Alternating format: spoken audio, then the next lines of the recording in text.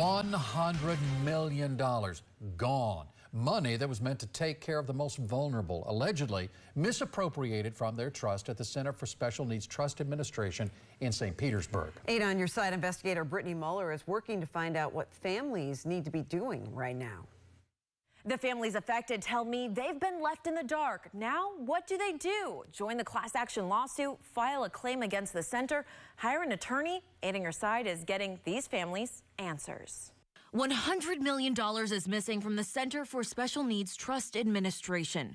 These are the families whose lives are left shattered once again. These are the people you took from, and you don't even care? And these people base their dollar on my daughter's ability to keep on fighting.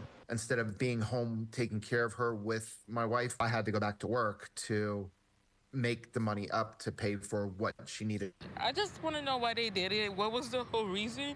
And I just feel like that saying the money is the root of all evil. And this statement is true. And there are hundreds of more just like them. We've told you the center's founder, Leo Gavani, stands accused of loaning himself the money to his company.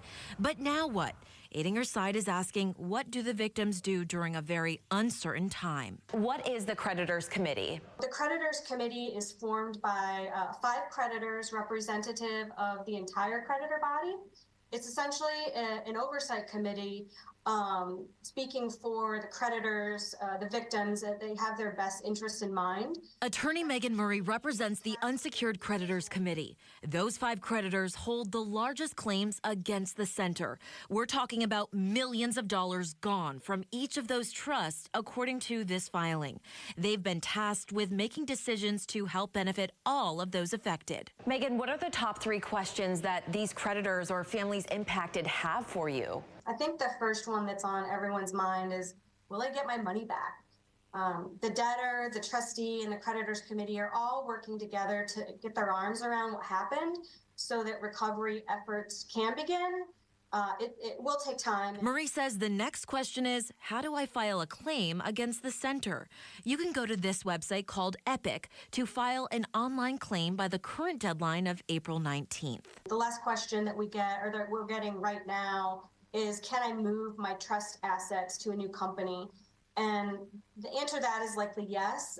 There will be a process to facilitate a move of beneficiary assets. In the near future, Murray says there will be an option for families to choose the recommended trust administrator or an administrator of their choosing. Do you think that this creditors committee will give them hope to navigate all of this during a very confusing and scary time?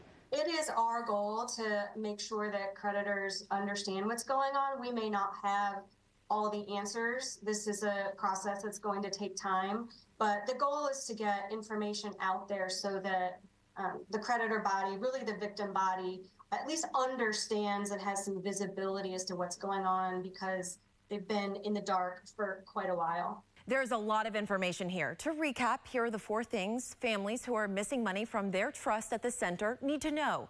Information is available to follow along on the website called Epic. You need to file a claim against the center by the current deadline of April 19th. There is a Zoom hearing on May 1st at 10 a.m. where you can ask questions directly to the Chapter 11 trustee and learn about what's going on in this case. Lastly, if families are concerned about their rights, they should consult an attorney. I'm investigator Brittany Muller, 8 on your side. If you have something you'd like Brittany to investigate, call our 8 on your side helpline at 1-800-338-0808.